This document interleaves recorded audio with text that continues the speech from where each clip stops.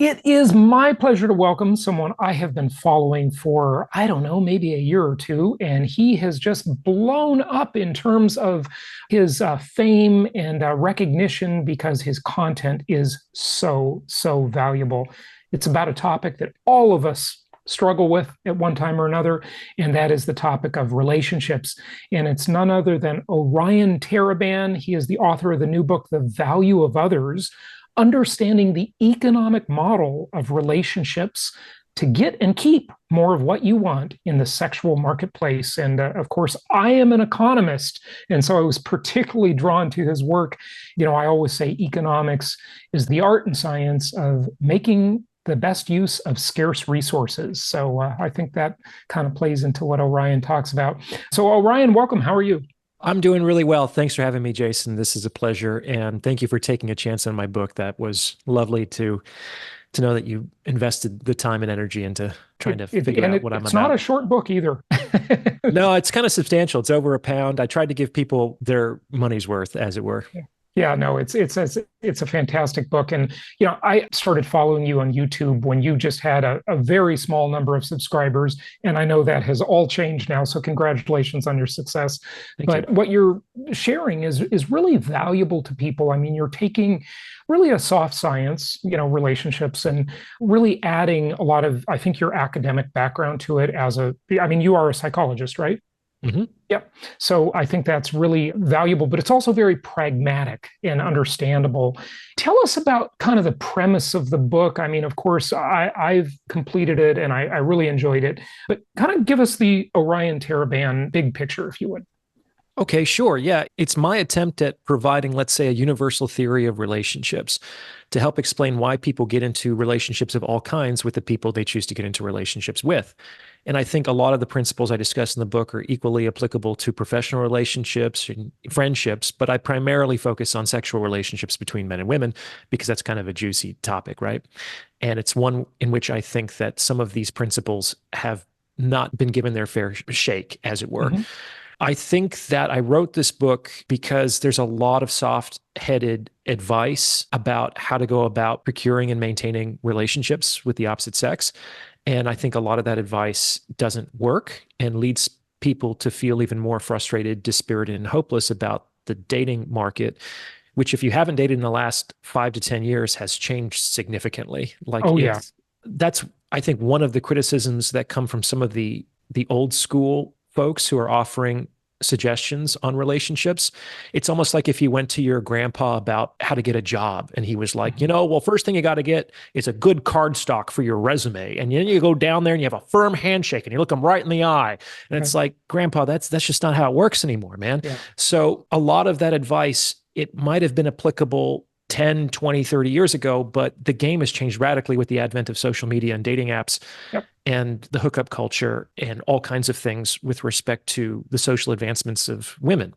So if you aren't adapting because of the evolving nature of the game, you're functionally obsolete. Yeah. I, The I way, would go I ahead. would agree completely. And, of course, there are all sorts of changes along the way. You could go back to first and second wave feminism, but just more recently, if you look at the rise of Instagram and the rise of swiping apps like Tinder, I think those were mega game changers. Unfortunately, I don't think they changed things for the better. I think they made things much worse, but feel free to disagree with me on that.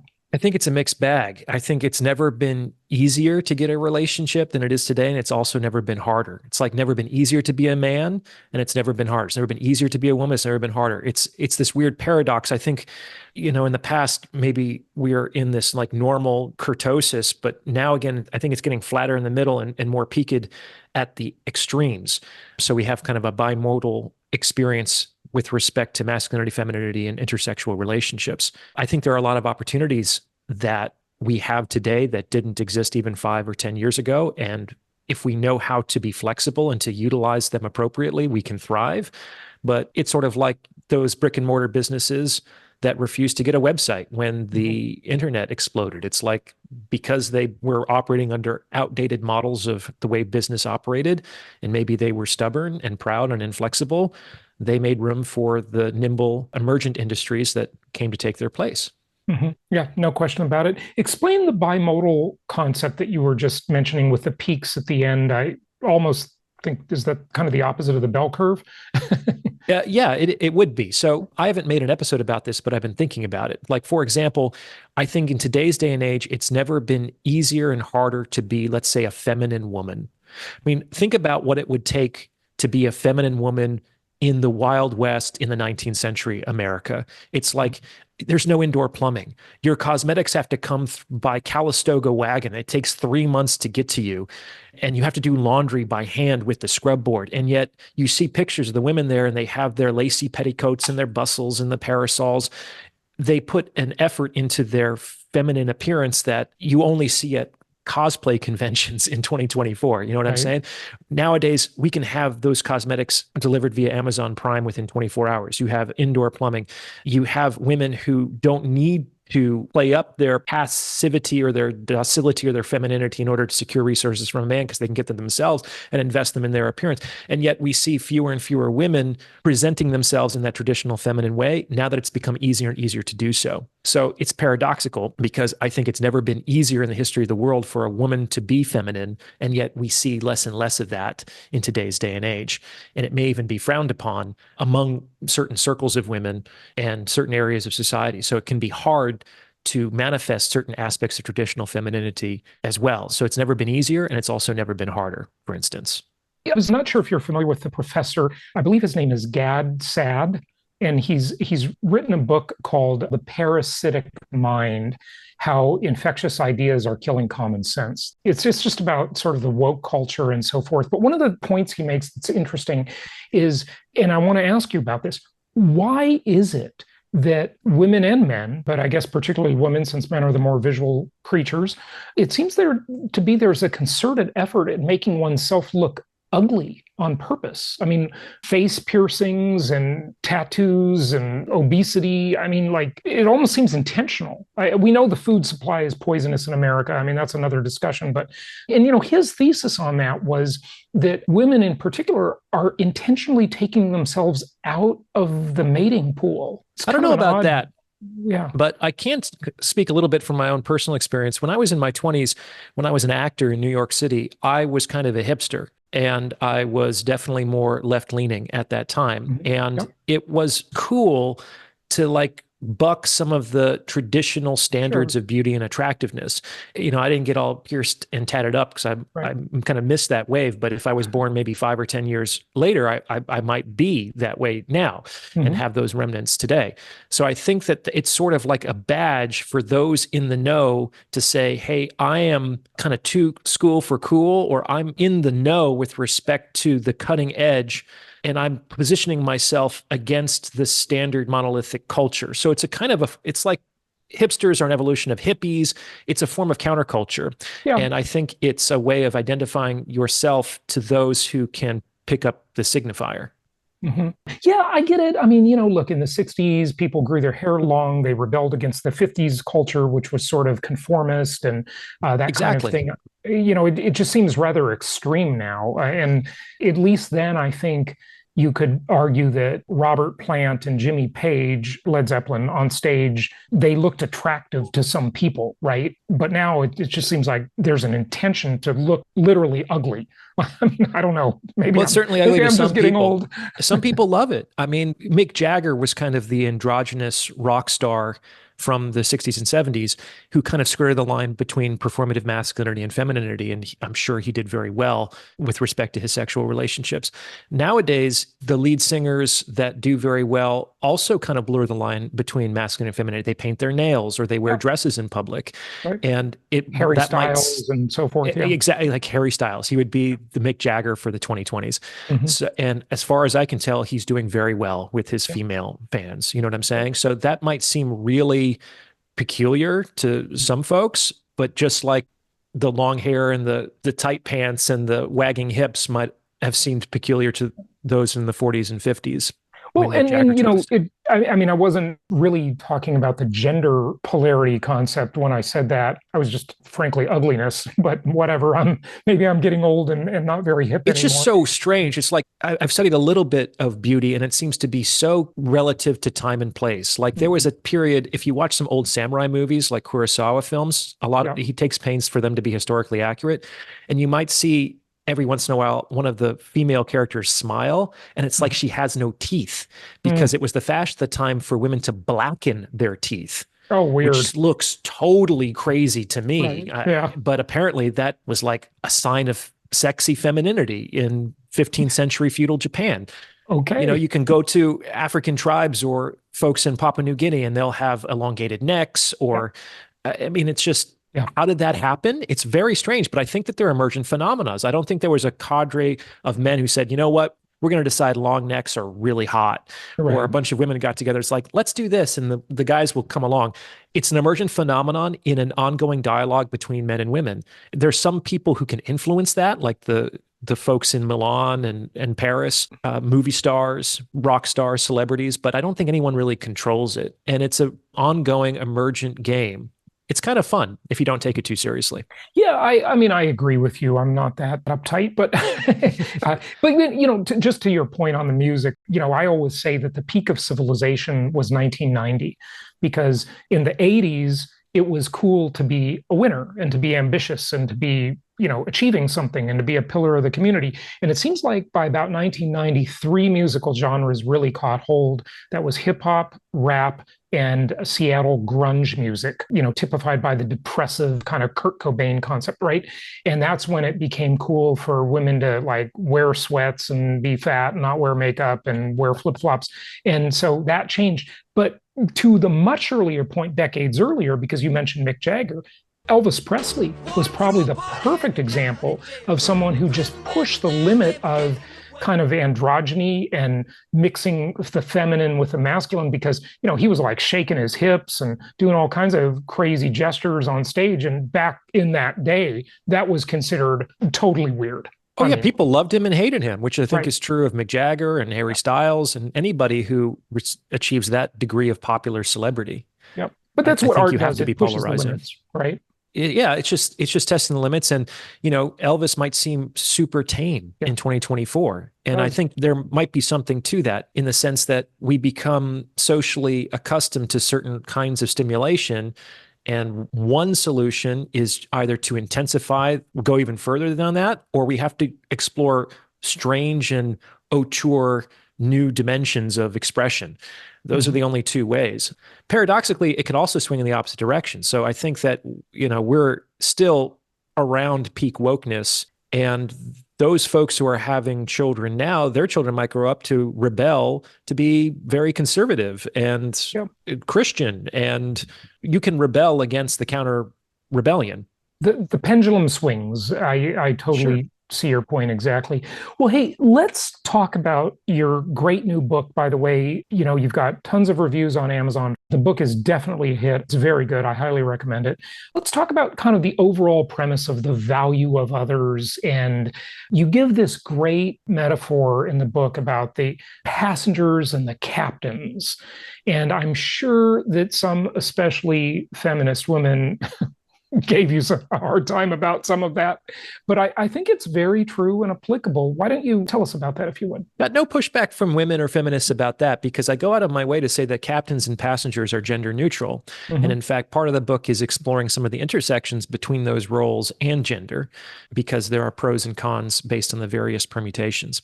Mm-hmm. Some of them got upset with some of the things I said later on in the book, but no one so far has been upset about the captains and passengers metaphor. So, what is that? In chapter 2, I described the sexual marketplace like this big old timey dock. And there are captains standing in front of their ships that are moored there, and there are passengers walking up and down the dock. The captains are trying to attract passengers onto their vessels, and the passengers are trying to secure their best possible rates on vessels that go to where they want to go.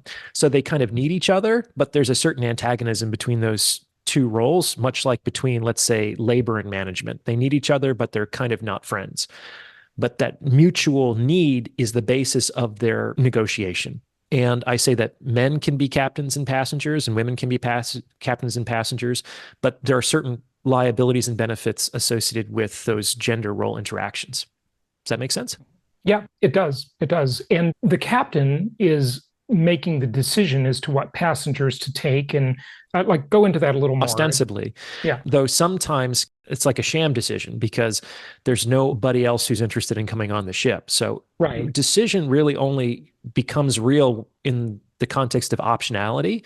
And a lot of folks, especially men, don't have a lot of optionality. So it has to be a mutual decision. Like the captain has to agree to take on the passenger, and the passenger obviously has to consent to get on the ship. And everyone is more or less trying to secure a relationship with their perceived best option. I think that is fairly commonsensical.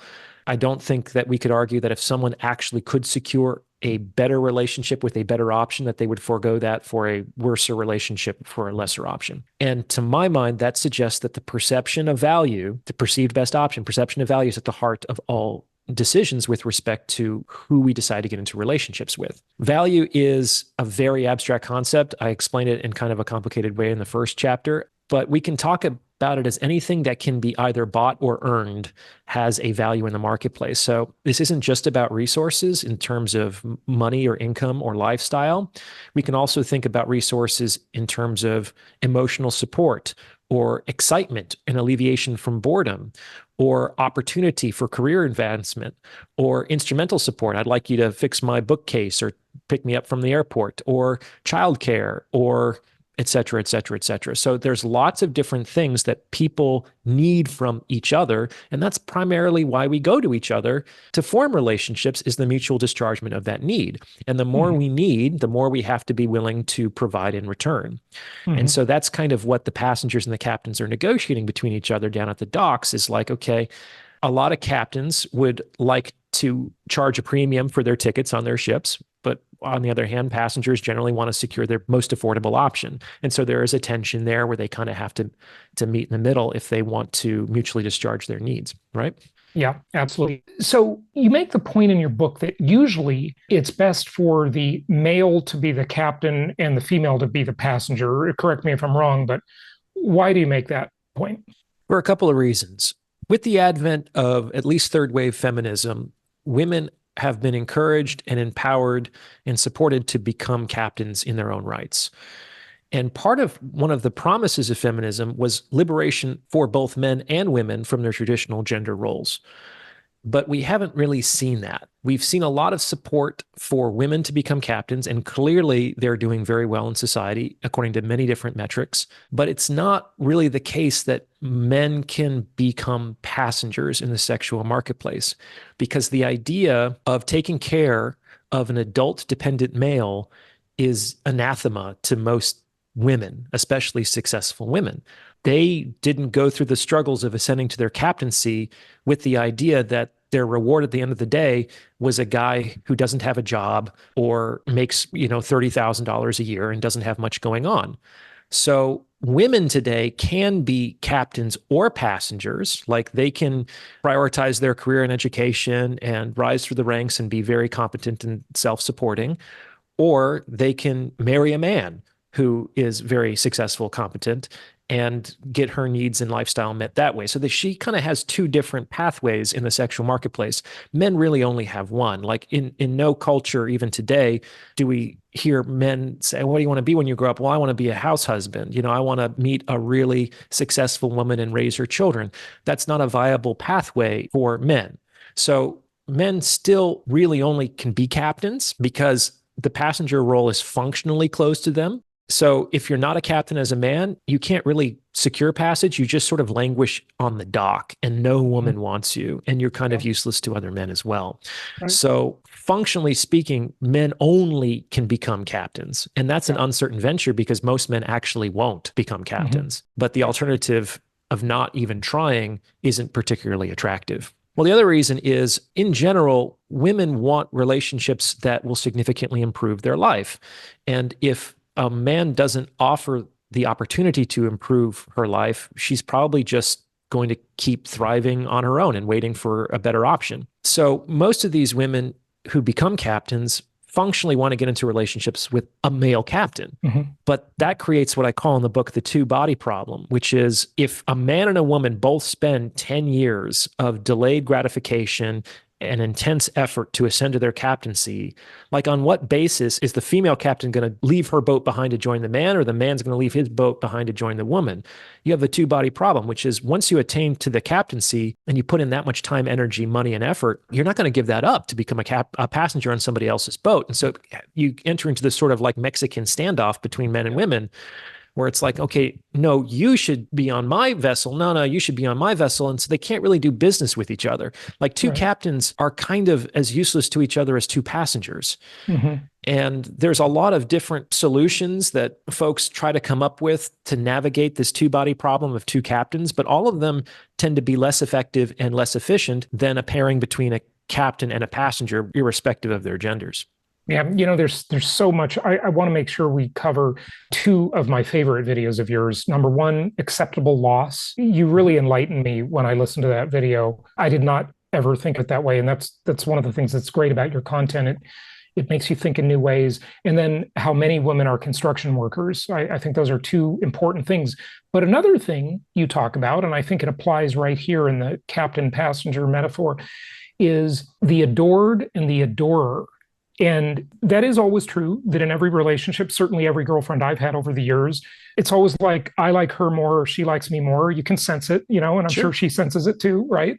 What's interesting about that, and what I think you're saying, is that it's actually better to be the adorer than the adored. I don't know. You want to talk about that a little It bit? can be. So, just for your audience who isn't familiar with the concept, basically, I talk about what I call the balance of attraction, which is the fact that it's not possible for two people to like each other exactly the same amount, Right. which suggests in every relationship, there's always someone who likes the other person more and there's someone who likes the other person less. I call And this it person varies through time too. it can, though, over time, folks do tend to settle into emotional patterns and, Mhm. relationship dynamics. So after usually a few months, there's not these wild swings where people are changing polarity. For something to radically change polarity, for the woman I'm dating to become the adored after years of being the adorer, that would require some kind of really watershed moment in the relationship or in their lifestyle. Like she'd have to become very famous, or I'd have to lose all of my money, or there'd have to be an affair. Like something would radically have to change the nature and structure of the relationship for that to happen. Okay. And so it can fluctuate, but generally somebody is consistently the adored and someone is consistently the adorer. That's what I found. Okay, so which one is it better to be? Well, I don't think it is better to be one or the other. And that's one of the points that I make is a lot of times people think it's better to be the adored, and they think, Yeah. oh, I want to be loved and I want to be the object of adoration. And that just sounds so nice. And that just seems so easy. And what I argue in the book is that there's actually pros and cons, benefits and liabilities to each of these positions. That I think they're value neutral. And it's for each person to really be honest with him or herself to decide which of these roles might be a better fit for my personality. Mhm. In fact, what I argue is that most people actually want to be the adorer. That's exactly my point, which And is the very reason for interesting. that is the thing that tends to characterize the adorer role more than anything else is that this is the person in the relationship who feels more. Right. This is where all the emotions happen. The person who's the adorer gets to wait with bated breath for the phone call to come in, is really Right. excited when the date happens, is crestfallen when the date falls through. This person has the dizzying highs and sometimes the terrifying lows. They're a little insecure and a little out of control, but that's part of riding the roller coaster, right? Mhm. And they get to be with the one they love, which Yep. is the paramount human experience on this planet, as we've Yep. chosen to define it. Eh, The adored, on the other hand, has a much more muted emotional experience because mhm. they're not with the one they love. They're loved by the one they're with, which is a Right. very different experience. So that's why I often say that it's better on the whole for women to be the adorers than the adored. Why? Because I think that for better or for worse, women go to relationships to feel more than men do. Like they want to have the tingles, they want to have that limerence, they want to have an emotional experience.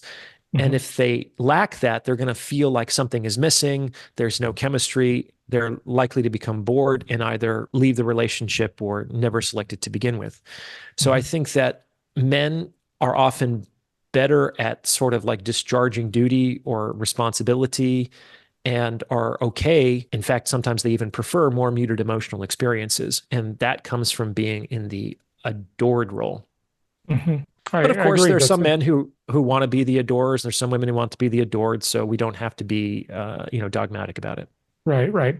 You just made me think of that in a new way. So it was very interesting. Well, Orion, what else would you like people to know? Questions I haven't asked you. Just share what you want to share. Well, I think again, the reason I wrote the book was out of a attempt to help clarify things that haven't yet been said with respect to these sexual relationships. These are things that I've discovered and practiced and consulted on over at least the last 10 years. And they've been associated with a great deal of success in my own personal life and in those that I've consulted. They can be difficult for a lot of people to approach. Like it's a radically different way of looking at things. And it can feel very transactional. It can even feel very cynical. But I would just encourage folks to keep an open mind and to try or test some of these things out for themselves. There's no need to take anything that I say on faith, but potentially use some of these teachings and implement them in your own life to see if what I'm saying might be true. And of course, follow that. Like if something works, keep doing it. If it doesn't, fucking throw it out. It's not a big deal.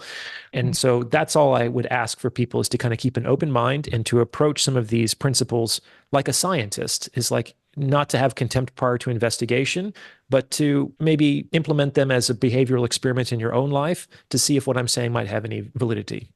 Mhm. And in your email newsletter, you give suggestions for people to do behavioral experiments, right?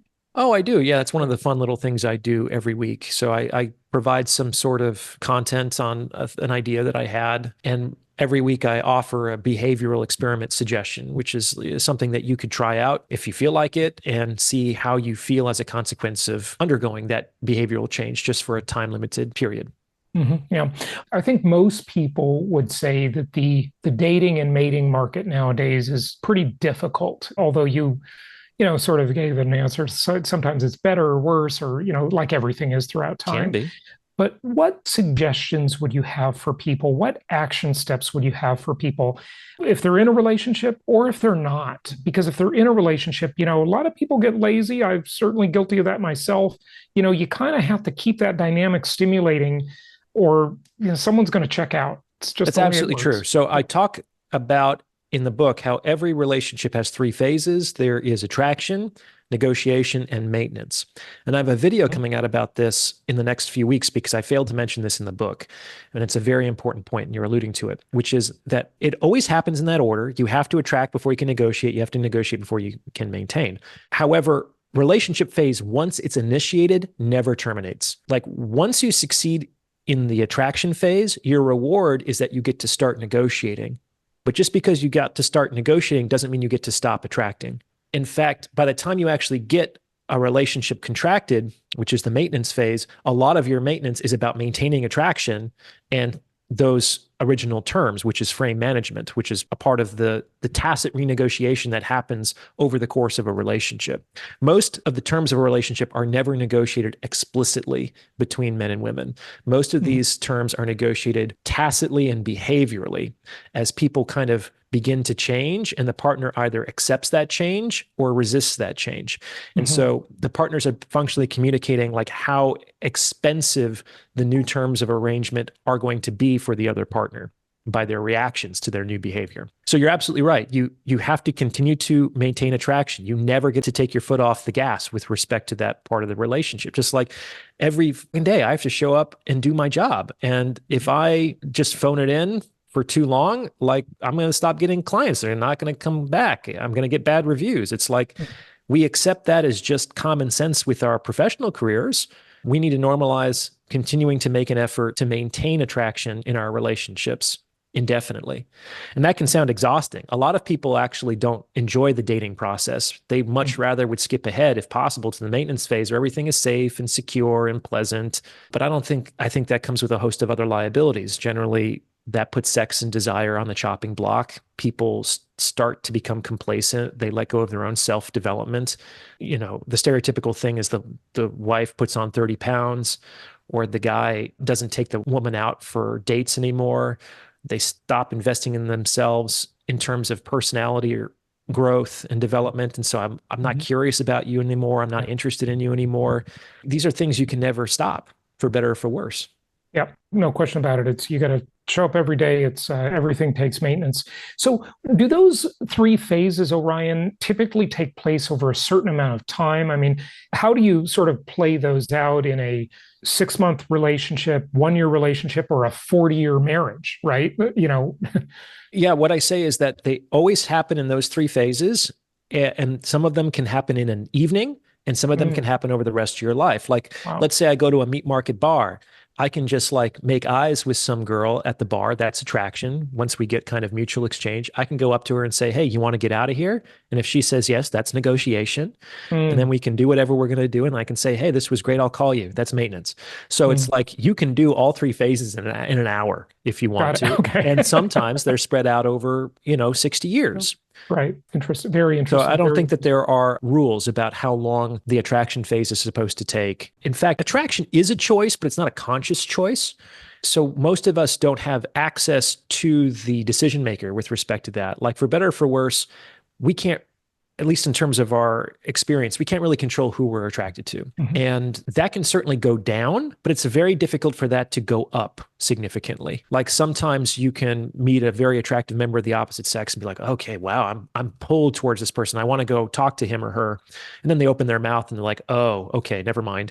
So you could lose attraction very quickly, Yeah. but it's very rare that you might see somebody that doesn't even register or you're even disgusted by, but then they open their mouth and you're like, oh, wow, I really love what this person has to say. And I'm going to ignore some of the things that I've seen. So attraction is generally not a choice. It happens unconsciously. We generally know who we're attracted to and who we're not very quickly. And attraction, it's very easy to lose and very hard to gain. I have noticed, though, in the past, at least for me, that attraction, if it doesn't happen initially right away, it can increase over time Mhm. just by hanging around with the person. Now, maybe that isn't romantic attraction and it's just sort of friendship attraction. I'm not sure, but is that possible? You're absolutely right. The long-term relationships that I've had that have been most successful, when I first went out with them, I was like, oh, they're okay. My head wasn't in the clouds and I wasn't walking on air and my heart wasn't beating out of my chest when we touched. That spark, which is something that a lot of, especially young people are chasing. I think that's associated with very poor relationship outcomes, or at least very short term and passionate and tempestuous outcomes. It's Mhm. sort of like the candle that burns twice as bright burns Yeah, for half as long, kind of a thing. right. And these women that I had very fulfilling long term relationships with, like I would just keep showing up because there was kind of no reason not to. And over time, I started to appreciate them on a deeper level. And that was the basis of an enduring relationship. So it can happen that way, but that's a slow and gradual process. And if at any point of that like 6 month period, if something that was too unattractive happened, it probably would have, shattered the process and we wouldn't have been in a relationship. So that's kind of my point is that it's so much easier to lose attraction than it is to gain attraction. Hmm. I'm curious, Orion, and a lot of people would ask a musician this type of question, but other than your own great work, who else do you look to, that has really good teachings on this topic? Maybe people of the past, the famous psychologists or contemporaries? Sure.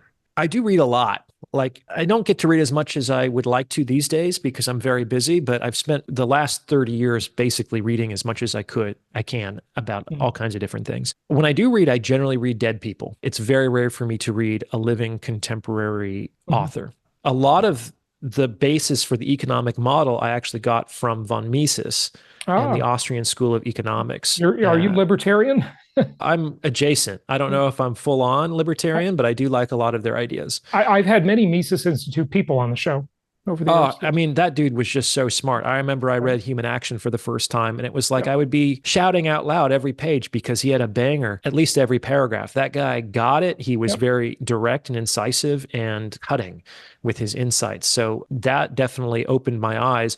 And as he discusses, economics is really very similar to your definitions, the art and science of making decisions with Mhm. scarce resources that can be Yep. implemented in various ways.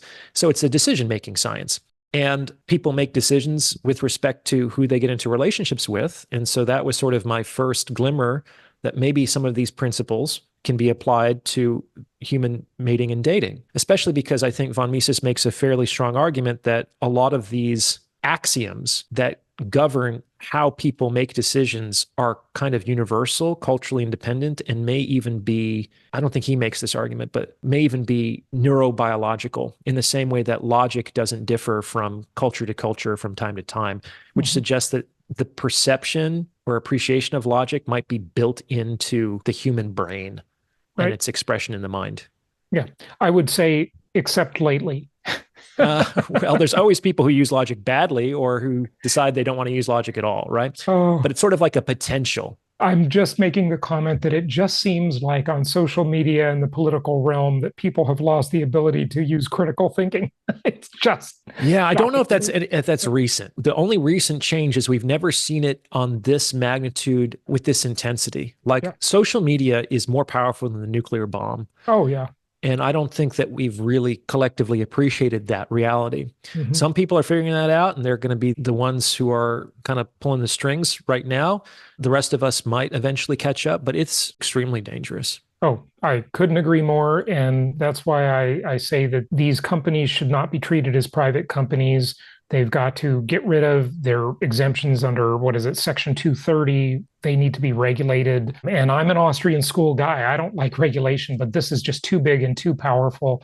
When you have companies that have revenue the equivalent of the GDP of the 70th country on the planet, this is no longer a regular company anymore. I hear you. And who regulates the regulators? So, it's a problem that doesn't have any good solutions. It doesn't have a good solution, but I'd say as a private enterprise, I don't think that that's entirely a good idea either. Yeah, I'm just saying that they shouldn't be able to shut people off. Like if we're having a conversation on the phone company doesn't get to shut us off as long as we're paying the bill, right? Yeah. And I think that's part of the ongoing judicial or case law about this is like, are they actually providing a public commons, or is this a private platform?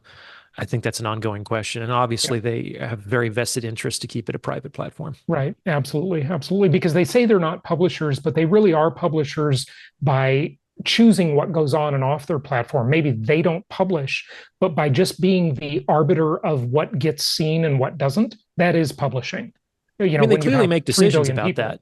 Yeah, I would agree. One of my former supervisors and colleagues got a job at Facebook leading a mental health team because there are folks whose job it is 8 hours a day, 5 days a week, reviewing flagged and disturbing content. Yeah. And these are, there's sexual assaults, there's beheadings, there's all kinds of really dark and twisted stuff that's on the web and that people try to post. And it's these people's jobs to view the content and make a human decision.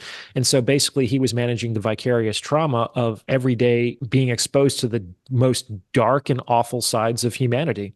So clearly, even the most hard-nosed libertarian would say, no, that stuff, it should be a free market and First Amendment.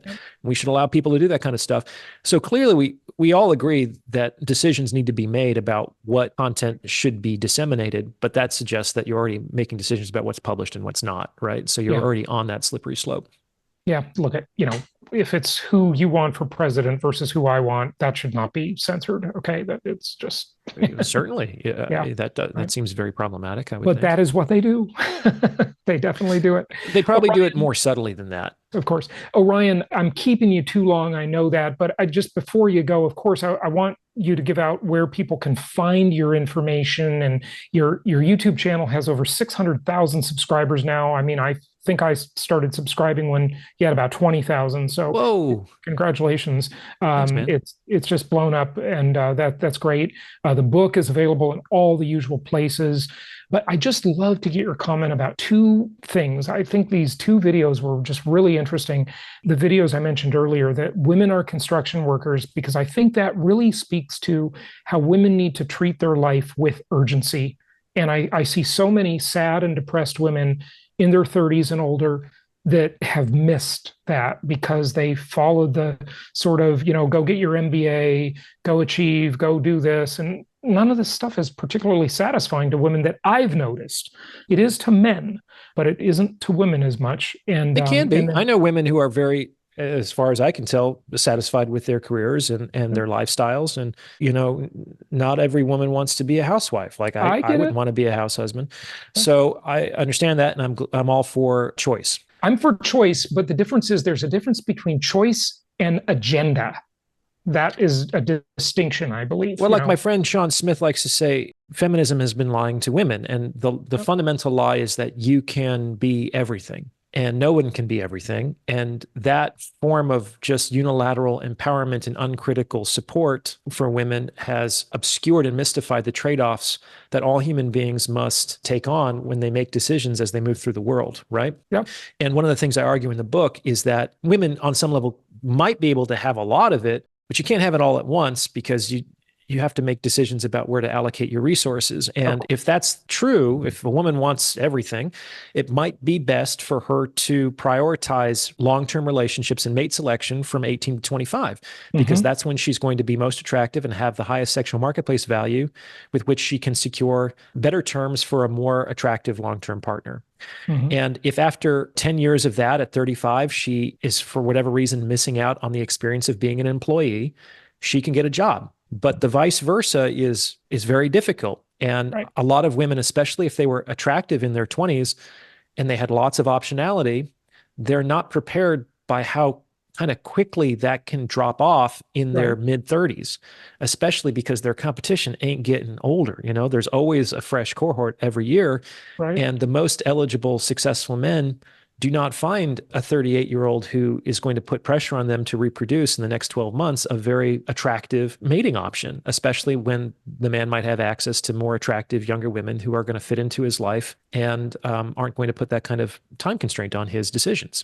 That's the age that women are told, go make it in the workplace, don't be dependent on a man. And they're using their prime years for college, advanced degrees, or working in a cubicle doing spreadsheets all day, whatever it is, right? And this is the prime time to find a mate. Once that goes away, it can't be redeemed ever. I mean, I get it. It's like, I agree with a lot of first and second wave feminism. Virginia Woolf talked about how in order to write, you need money and a room of one's own. That's absolutely true. Like, women could not become a political entity in earnest until they were an economic agent. And so those two things kind of go hand in hand. And I don't like the idea of being dependent on anybody. I get it. But they're dependent on a corporation.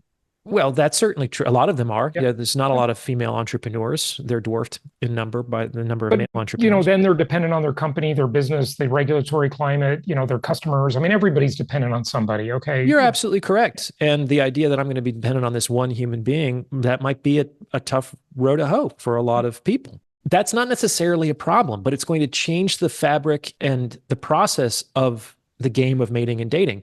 Because the fact of the matter is, as I talk about later in the book, most human relationships have been transacted out of necessity. Men and women have needed each other. And they've needed each other because life has been very, very hard for the vast majority of humanity throughout its history. However, if I don't really need you and you don't really need me, then we're only really going to contract with each other if there's a strong desire. And in the absence of that necessity or desire, there's nothing.